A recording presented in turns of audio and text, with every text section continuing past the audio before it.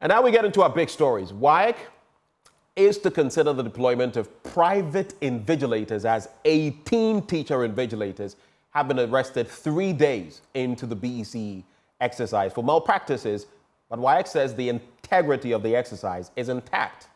Well, how do we navigate this existential challenge or threat of examination malpractice? We discuss that issue together with other related matters, the Free SHS bill and others.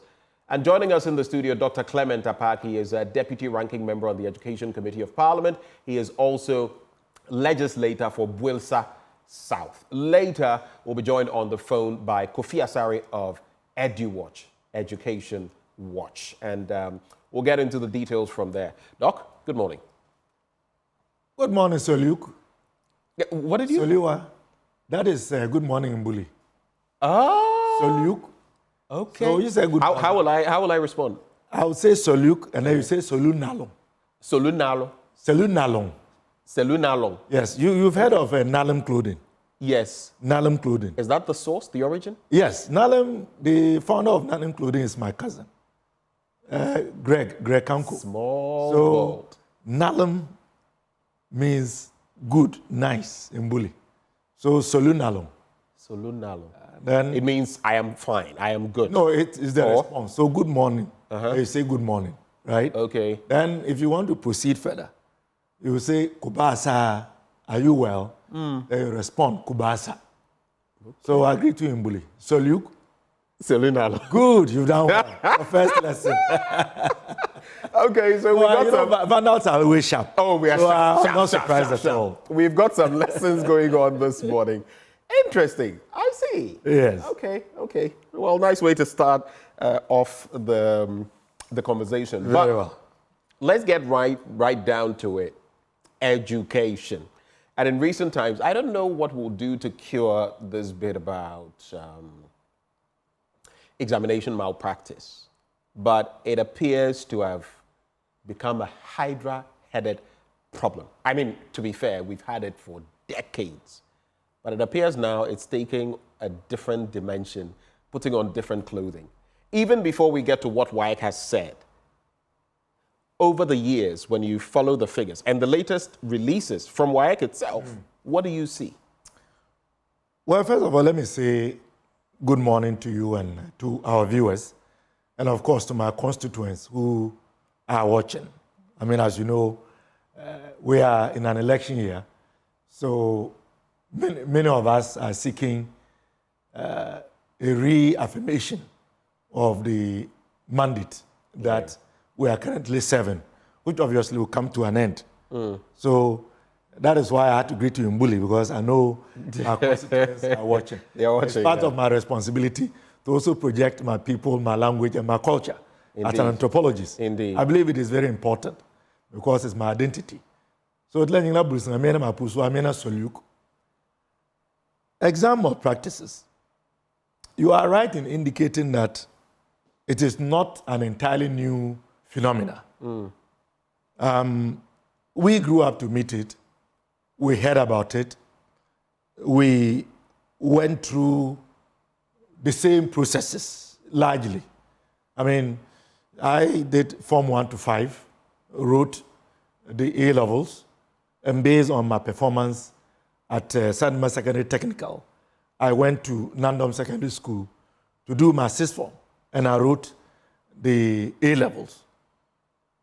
Over the period, whilst it is the case that there has always been one or another form of exam malpractices, the data would show that not only has it increased, but it has now become endemic to the extent that you now have different stakeholders whose contribution should rather be reducing the phenomena of exam malpractices. But we are seeing evidence to the contrary. And I think that is why this most recent development gives a lot of cause for concern. and serious worry. And look, let's be honest. It is not just the BECE. It is the same with WASI.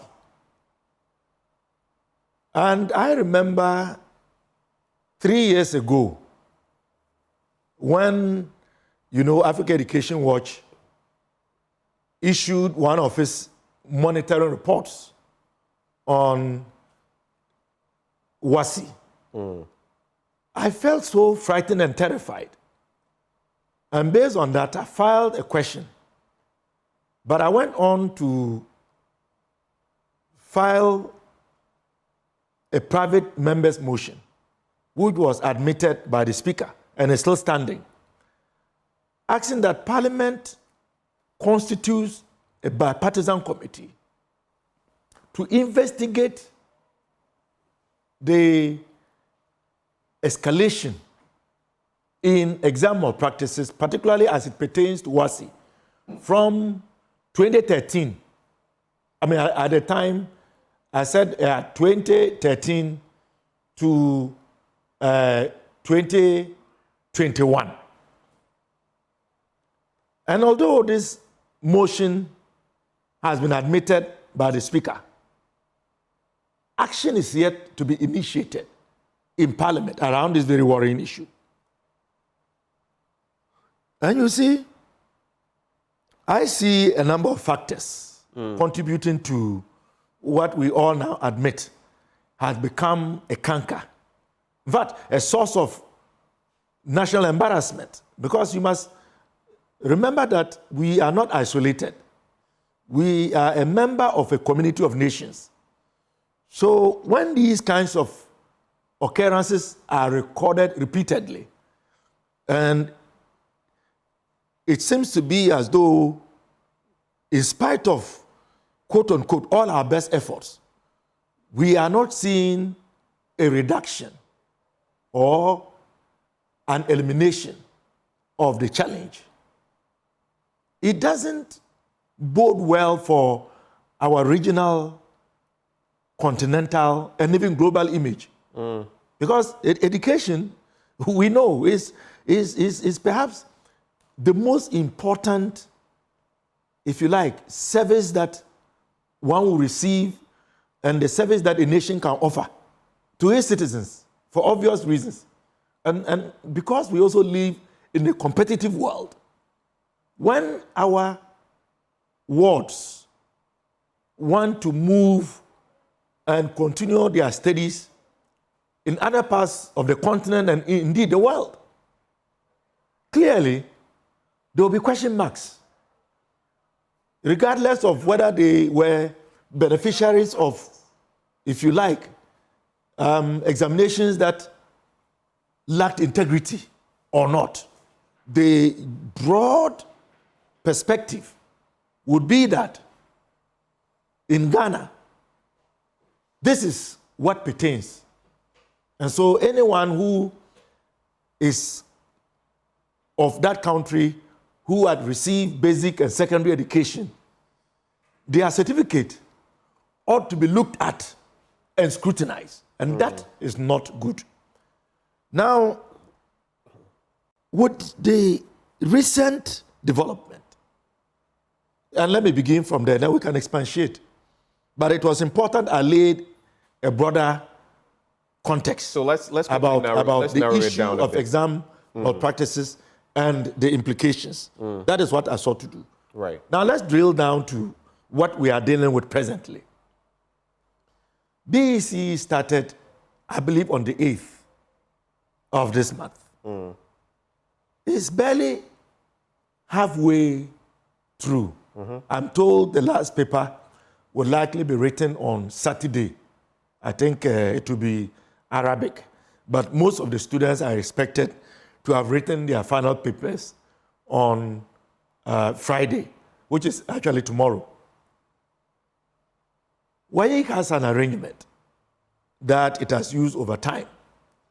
And listening to WAEC itself over the years, WAEC is beginning to feel that there ought to be some serious changes in terms of the other collaborating partners and the personnel, those collaborating partners, if you like, second to WAEC or make available to WAEC to assist in the administration of the examinations.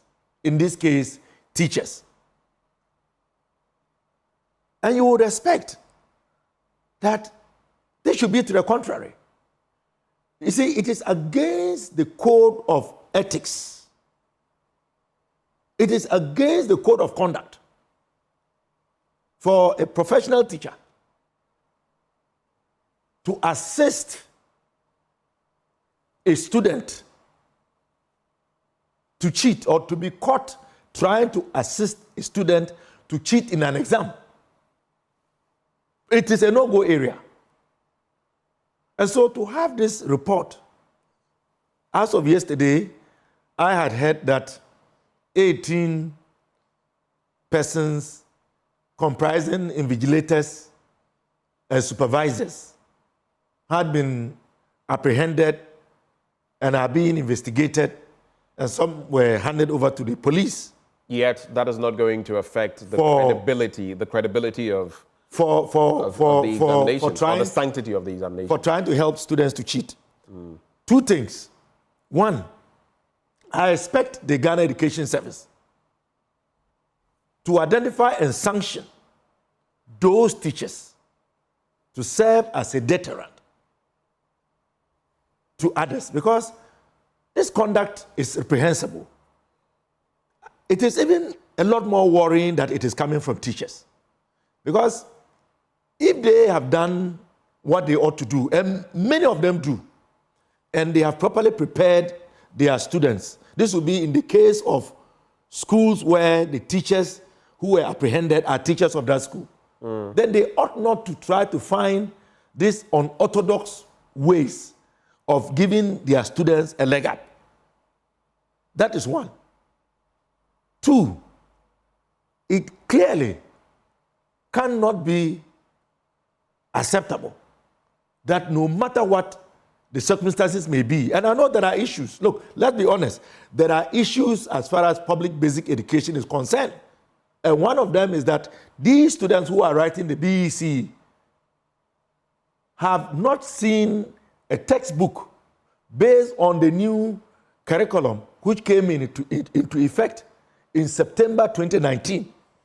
At the junior secondary school level, they are supposed to be under the auspices of what we call the Common Core Curriculum.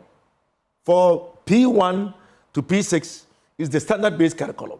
So these students who are writing, I have a lot of sympathy for them, and I pray that they do well, because truly, they did not get the full complement of being prepared, not because their teachers didn't want to, and not because their parents didn't want them to be properly prepared, and not because they didn't want to, but government failed in making sure that textbooks were produced for them to use. So from JHS 1, 2, and 3, they are writing BECE. They have never seen a textbook. But that still should not be an excuse for either the teachers to feel that they have to engage in this illegality to help their students, or for the students and their parents to think that the best way forward is for them to try and influence invigilators and supervisors to do the unthinkable. But moving away from the bit about textbooks, sometimes I shudder. Is it that this administration has got everything wrong with... I know WAEC is owed some sums of money. Yes, I'll come to that. But sometimes I want the political slant to be taken out. It is our education. Yes. It is our basic education. Yes. Whatever reforms may come there or be applied affect all of us. Our people we know, people in our families, and all of that.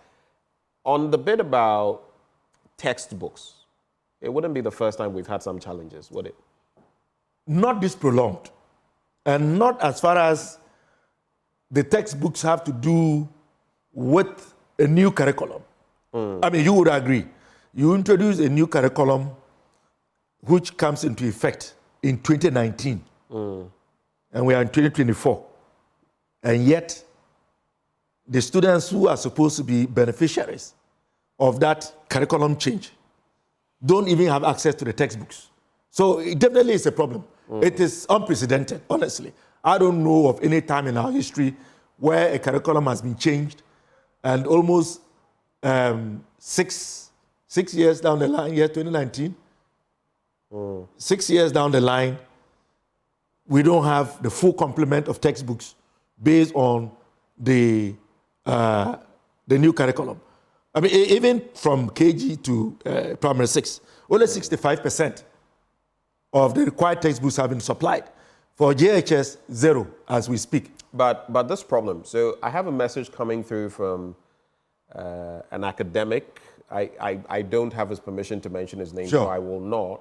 But he has headed one of our universities, and he says, I rusticated, or basically suspended, several students for different periods of time. It has been with us for a very long, It has probably increased for various reasons, which should be interrogated. He says, when I sat the common entrance exams in 1973, I don't think we would know him from that, there were some reports of cheating, but not as widespread as it is today. The human nature of wanting to succeed by fair or foul means, because there are no consequences or sanctions, abound.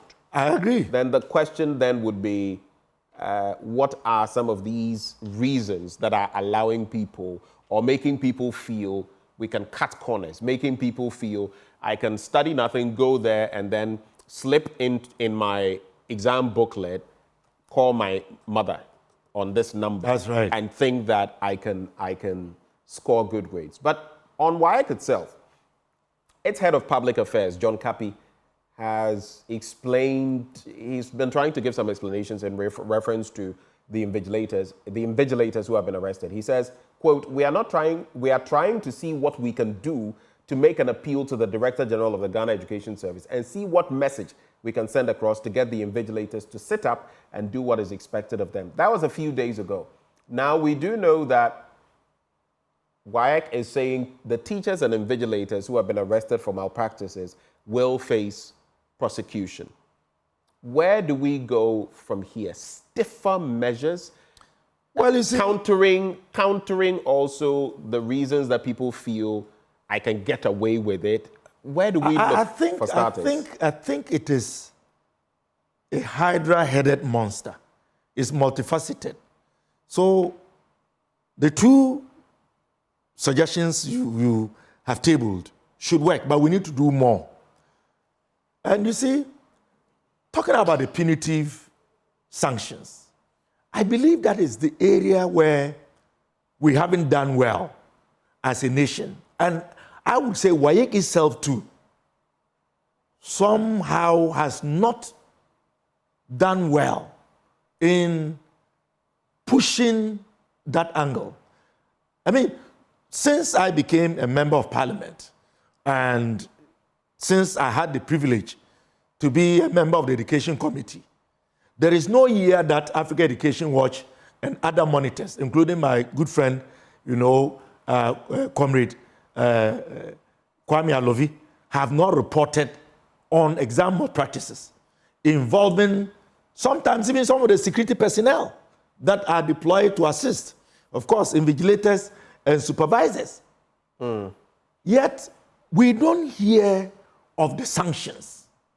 And so when people have the impression that you can do this and walk away, as my senior fellow academic has indicated, when people feel that they can do wrong and walk away unpunished, clearly it breeds what we call the copycat syndrome. And I think that is part of the problem. So WAEC, the Ghana Education Service, and the Ghana Police Service, they ought to be up and doing.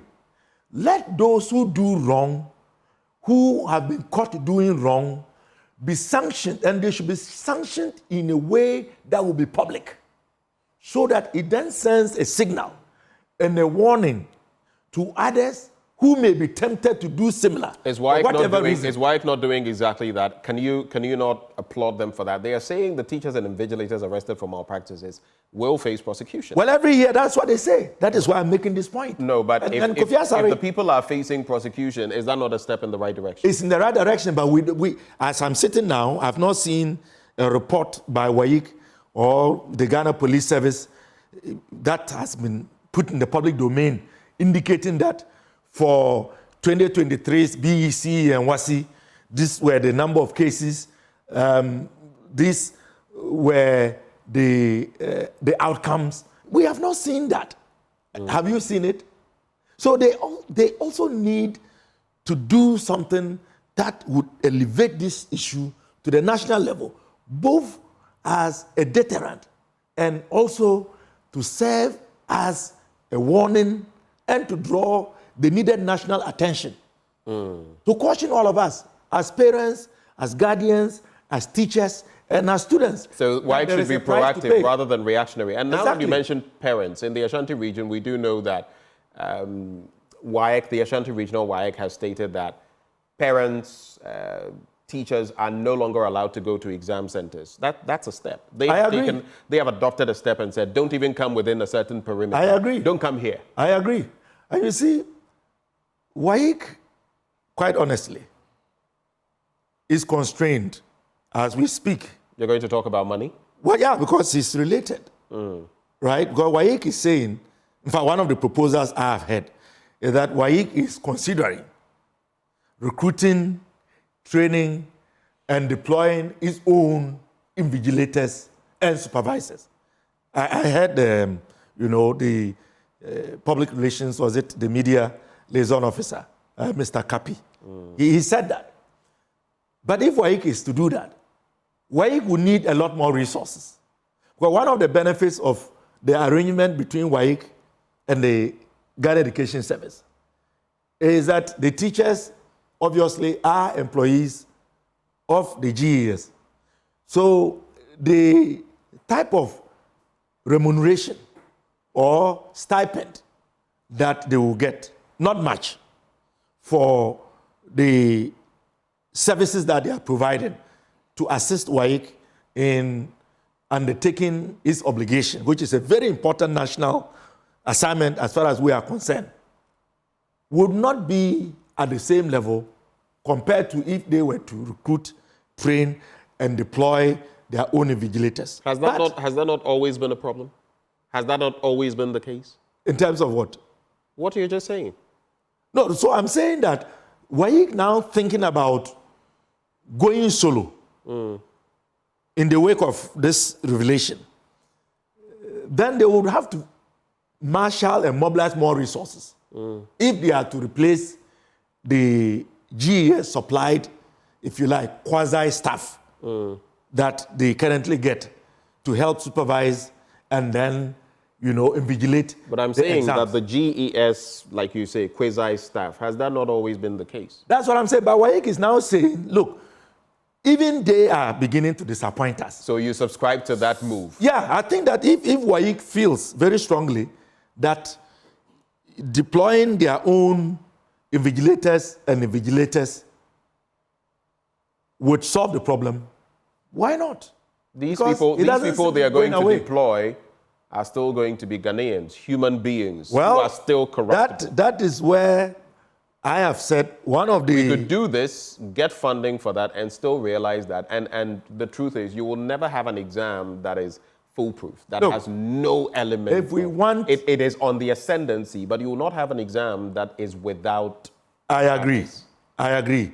There would always be an attempt to cheat for some reasons that you and I don't know. Some do it out of greed. Those who facilitate and the beneficiaries, definitely out of greed. Another factor is the overt competitive nature of examinations in Ghana, because exams are a very important hurdle for one's progress in life. And when you have few secondary schools classified as grade A, where every parent wants his or her ward to go to a grade A school versus a grade C school, it heightens the competition. And But I thought the CSSPS had resolved that issue. It has not. It has not. You and I know that it has not. That in itself is another conversation.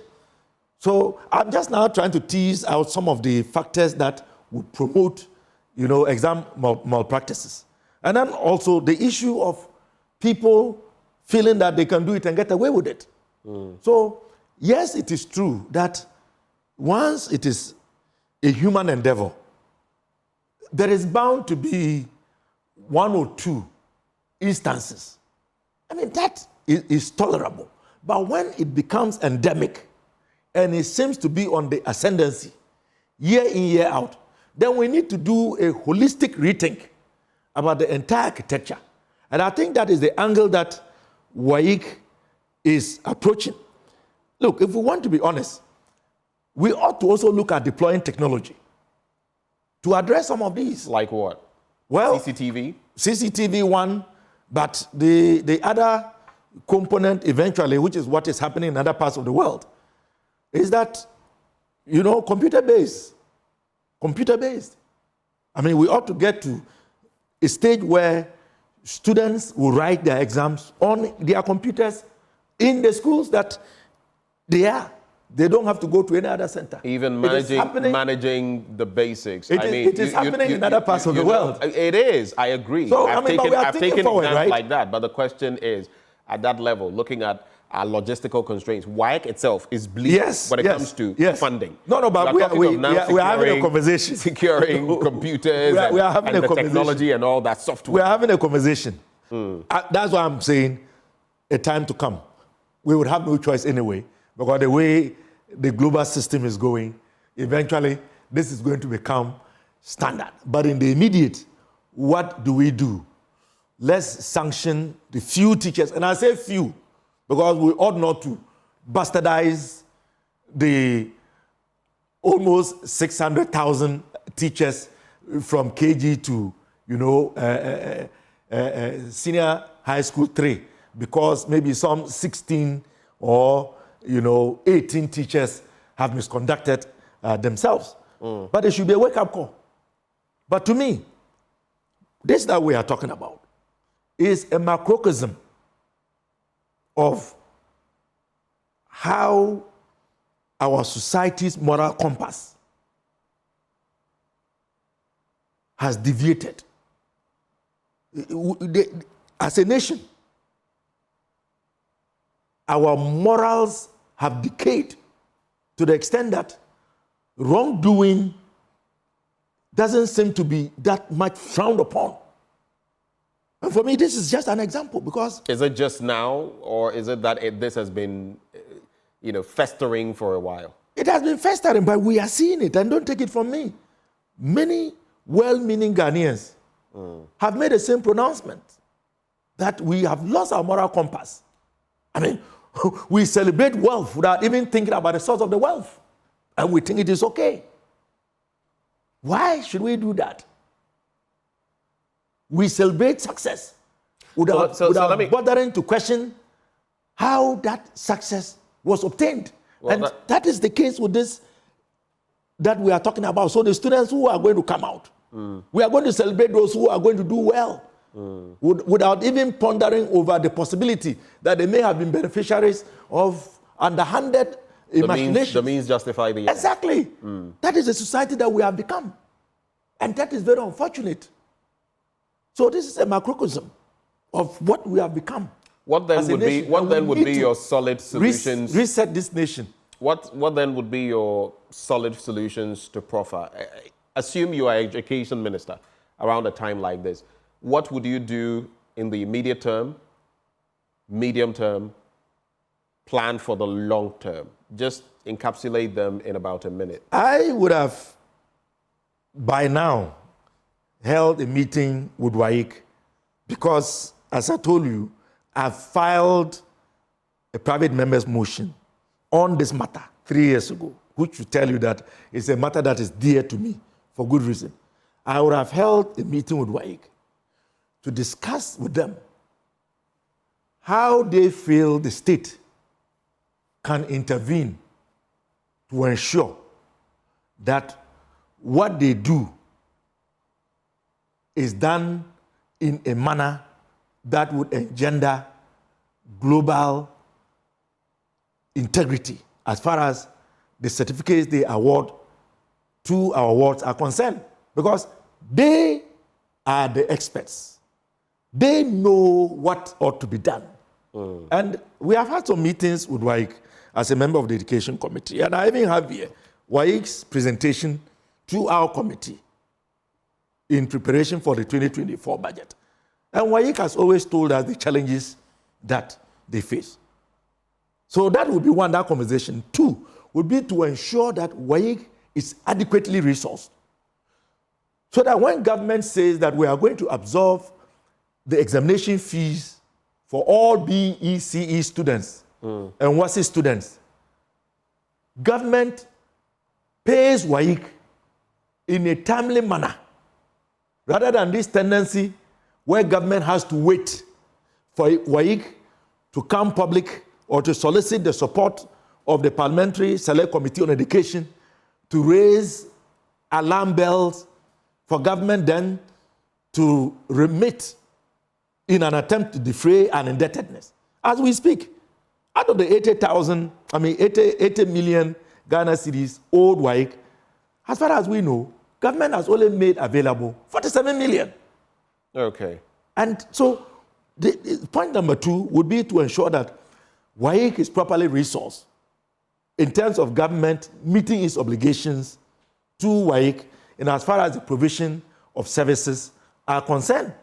And then we also need to institute a public awareness campaign, because parents ought to know that they also have an obligation to ensure that the awards get the grades that they deserve by dint of hard work, and not financing invigilators and if you like, supervisors, so that would be your to help the awards. So those are three-pronged approach. Yes. Right. Let me bring in, as we cap off the conversation, Kofi Asare. He is with Africa Education Watch. Kofi, good morning. You'd probably have to unmute, Kofi. Good morning to your audience and panelists. It's good to have you. Thank you so much for joining us. This latest development, which has been with us for a long time, but now people say it's getting worse and worse. I just got the head of a tertiary institution, former head, who says, look, back in my day, yes, a few of these, but now it has taken, greater proportions. Why do you think this is happening? And is WAEC tackling the issue from the right end? Well, I think it's happening because it has become a culture.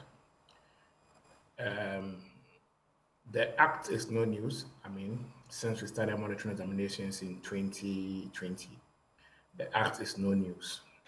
It's only the reportage. It's only the reportage on the Act which is news. But the Act itself, I don't think it's news. To be honest, what is going on is never an exception. It's the norm, except that the light is only shining on it, and then people are beginning to talk about it. The second reason why you may not be hearing many of such in the past, or you may not have heard of many of such in the past, is that WAEC itself is constrained. By 2022, WAEC had its own supervisors. The number of WAEC's own supervisors that they had to monitor WASI was only 20% of the centers.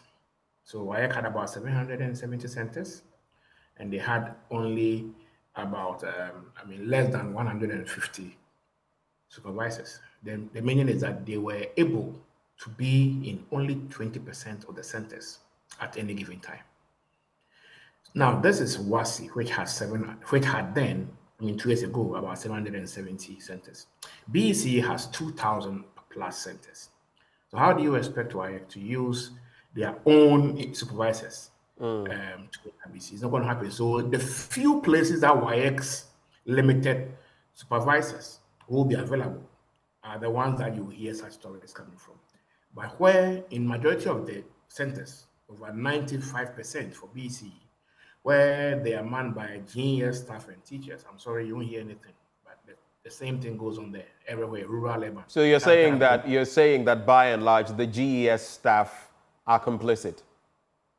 Oh, the GES staff are at the center of examination malpractice. What we call examination room collusion. They are at the center. It is not they and anyone. But is that a fair assessment? Are you saying that it is the case predominantly? It is the fact. The fact is that check the data on prosecutions, check the data on arrests. It's always 99% a teacher or a staff of the school who is not a teacher. Or yes, and we've been doing this for over 5 years now. And I'm saying that 99.9% of the facilitators, the purveyors, those who have pecuniary benefits, those who benefit from the business of examination collusion at the center level, evolves around the GES staff. That's it, because they are the invigilators. Only they are the invigilators. Now, in about 80% of the case, they are the supervisors, the one who supervises the invigilator and everybody. You understand? And so where WAEC officials are not there, it's always a field day. Now, the 1%, which is not GES staff, are WAEC staff. So of course, we have videos of centers where, even though they were WAEC, officials, they went and took 2,000 cedis and then they just left. Who took this money? The WAEC external who was there, when they are compromised, the strategy is not to show up. So they will be around the school, but they won't even come to the center. Yeah. I see. Our experience is that at the center is the teacher. Not all teachers, but some teachers who have agreed to procure participate in this business, in this criminal conduct to make money. And so we recommended as far back as 2021 that the fight against examination room collusion starts with the total elimination of the GES staff from the examination center and from the examination process. They shouldn't be part of the assessment process because they have a vested interest in the results of the student or the learners. And by extension, the teacher's output will be judged among others based on the pass rates in their school. The teachers have KPIs, and their KPIs, the major KPI is WASI pass rate and BECE pass rate. So in other words, it makes no sense to allow the GES staff to be a part of the process. It is not even a potential conflict of interest. It's a conflict of interest. And we have raised it several. Now, the challenge is that we are happy WAEC is now having a conversation. We have now raised issue about the possibility of engaging private invigilators. Years ago, about 12 years ago, WAEC piloted the use of non-teachers, in the particular schools to do invigilation. Like they brought teachers from other schools to invigilate in other schools so that the possibility of compromising them was minimized. The best practice is that if you have such a situation where at the center of the malpractice, and I'm talking about the examination room collusion, not the leakage, examination room collusion, at the center is the teacher who, when the questions arrive, they take a shot of it, send it on WhatsApp to teachers who are on standby waiting to solve the questions. Within 30 minutes, questions are solved, transmitted onto WhatsApp platforms into the center. And that same teacher and his colleagues are in the center invigilating. And another one from either the education office or the headmaster in that school is also a supervisor. This arrangement can never be broken without taking GES staff off. And that is why I'm happy that WAEC itself appreciating the fact that perhaps it is time. Is this going to be any solution that will carry, that will hold water, so to speak? After all, you just said that some WAEC staff, they themselves get compromised. I was telling Dr. Apak earlier that they are human, just like the GES staff, and they are corruptible. Is this going to be a solution, so to speak? No, there will not be one one silver bullet in ending examination malpractice at the central level, which we call examination room collusion. There has to be a watcher of the watchman. Yes, so immediately you engage private security, for instance, to be the watchman, they must be watched. So you definitely need technology. You need CCTV cameras installed at all centers, to provide a second layer of supervision to the watchmen. That for me is key. So just bringing in private security or any other private regulators to do regulation it's not the end of it. You must have a mechanism for monitoring their output. Apart from that, from the demand side, there's a culture that requires, requires a significant amount of behavior change among the students. They have been ushered into a subculture of cheating to pass, and they start this at this level, at BECE level. Because if you are seeing snapshot of papers, people being arrested for taking snapshots in the examination hall, our experience in the business tells us that immediately you see that, then it means there are students in the examination hall who have mobile phones. Because those snapshots will be solved, and then they will put on Telegram platforms for students to copy in the examination room. Okay. So once students have learned how to use mobile phones to cheat in junior high schools, it means that they have already been socialized into that culture, and then it will take some level of effort to unlessen all these bad cultures. Dr. Park was just talking about more sensitization as one of his solutions for parents and others to realize that this is what you have to do as a parent. These are your roles and all that. As I take your final words, I also want to find out from you, is it going to be financially practical to do this, seeing that WAEC itself is hemorrhaging funds? They need money they are not getting to conduct exams and all of that. If they are bringing in these private invigilators, it's going to come at a cost. Will it not be a Pyrrhic victory? Will it make sense on the financial level? Your final thoughts on that. The financial level investment will make sense if it is effective. Okay, so if we are spending, let's say we are doing about 90 million on BECE. If we are spending twice that, 180 million on BECE, because we are not going to use teachers or junior staff as invigilators and pay them something very small because they are already government staff. We are going to use private people, which will cost more. Then it means that the value for money case is made if it is effective in curbing examination room collusion. So for me, it is not about the amount, but it's about the effectiveness of that investment in curbing a practice that has moved from about 0.2% in 2018 to 10% by 2023. The second thing is that, you see, any investment we make in examination malpractice, in curbing examination room collusion, must also come at the back of strengthening law enforcement. The WAEC law is not fit for purpose in dealing with all these new dynamics we are discussing. Many a times the person who is held culpable is the teacher. There are other people within the value chain who are left off the hook. And if you look at the prosecution trend, the obvious convictions normally come from impersonation. A lot of these dynamics are not captured fully under the criminal code and also under the WAEC law. So WAEC itself has appreciated the need for government to amend their laws as far back as 2020 when we started engaging WAEC, Parliament, and all the other stakeholders.